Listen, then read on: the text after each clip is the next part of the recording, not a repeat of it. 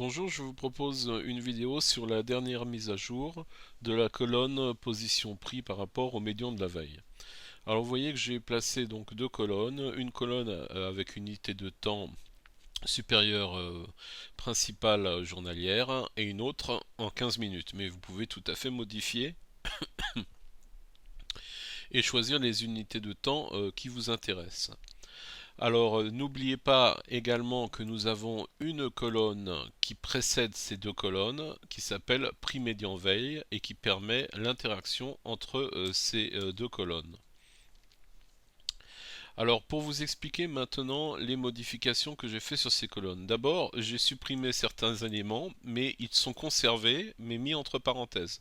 Vous avez la possibilité, si vous voulez, de les réafficher. Donc tout ce que vous voyez mis entre parenthèses affiché en vert, vous pouvez effacer les parenthèses à ce moment-là, ça se réaffichera. Donc moi, par souci de commodité et de place, j'ai supprimé ces éléments qui me servent un peu moins dans mon raisonnement de trading.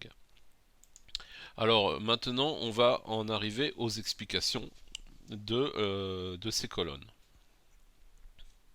Alors tout d'abord, il faut savoir qu'on n'a pas que des bons signaux, on a également des faux signaux, donc il faut juger si on en tient compte ou pas. C'est la raison pour laquelle on a des filtres comme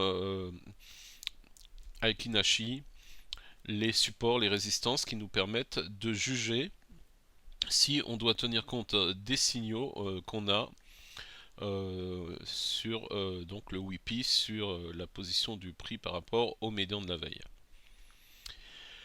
Alors, nous avons quatre sortes de signaux. Premier signal, c'est buy, ça signifie donc une position, rentrer en position acheteuse. Deuxième signal, sell, c'est sortir de la position acheteuse. Par exemple, sur Bouygues, vous avez un signal à 34,40 d'achat et vous avez un signal de position vendeuse, donc sur du court terme, hein, donc c'est une vente qui peut être partielle ou totale, ça c'est à vous de voir, à 34,85. On est passé donc en tendance baissière sous les 34,85,3 dans la mesure où le WIPI est devenu baissier sur du 15 minutes. Mais ça ne veut pas dire que ça ne va pas continuer à monter, hein, puisque tant que nous sommes au-dessus des 34,40 en journalier, nous sommes acheteurs. Donc simplement, si vous voulez trader intraday, vous avez la possibilité là de vendre pour peut-être racheter plus bas si la descente continue en intraday. Mais rien ne l'oblige. Alors c'est à ce moment-là, vous pouvez regarder, vous constatez que nous avons aussi le Aikinashi qui est devenu négatif. Je vous fais remarquer en même temps que j'ai créé un point pivot pour Aikinashi qui nous dit quand Aikinashi devient rouge ou vert. Alors là, dans le cas présent, Aikinashi est rouge tant qu'on sera en dessous de 34,98,5. Attention, ces valeurs évoluent avec le temps, hein, en fonction de l'évolution des cours. Alors vous avez également les supports et les résistances. Là, vous voyez qu'on a une résistance à 34,90, ce qui explique pourquoi nous avons un signal de vente. Mais vous voyez que si on redépasse cette résistance, la tendance haussière peut repartir à la hausse, la tendance haussière journalière, et c'est bien aussi de mettre les points pivots, ça nous indique un peu où on se trouve. Vous voyez, R1 est à 35,097, donc un petit potentiel haussier court terme demeure quand même, malgré qu'on a des résistances actuellement sur l'intraday en 15 minutes. Alors vous avez également la possibilité d'afficher les résistances en Ishimoku.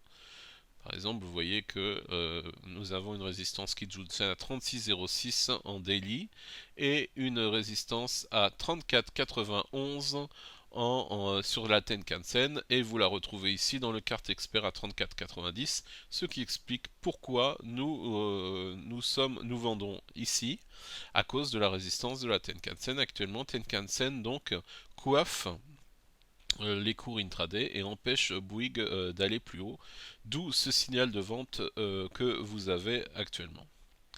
Alors, vous avez donc l'achat puis la vente, buy et ensuite sell.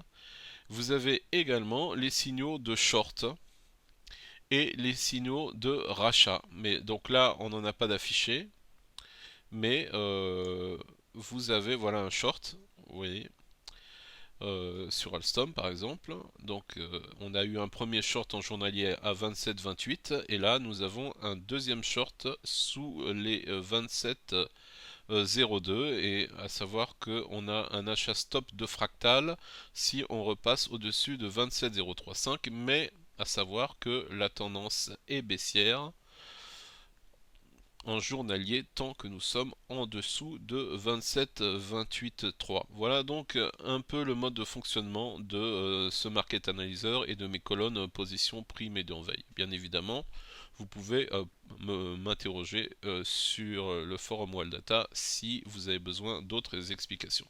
Alors faites attention, les signaux, je le répète, ne sont pas fiables à 100%. Il y a des faux signaux.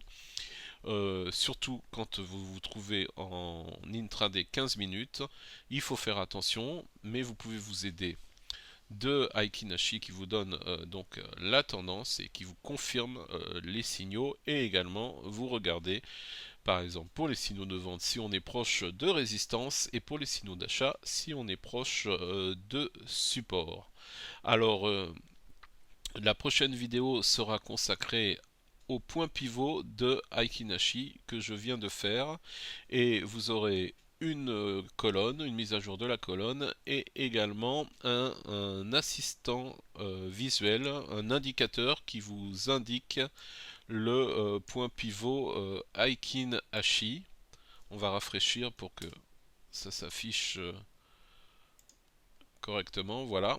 Donc par exemple ici, vous voyez que le point pivot Aikinashi pour qu'on devienne vert en Aikinashi, c'est 13,55 € et c'est très pratique d'avoir cette information. Donc pour l'instant, Aikinashi est rouge et quand il faudrait dépasser, atteindre quel prix de cotation pour que Aikinashi devienne vert, et ben vous l'avez ici, c'est 13,56. Donc je vais consacrer également une vidéo pour ce point pivot de Aikinashi et je vous donnerai le code de l'indicateur point pivot Aikinashi et également je vous donnerai la mise à jour de la colonne Aikinashi Pastille qui affiche également ce point pivot. Je vous remercie.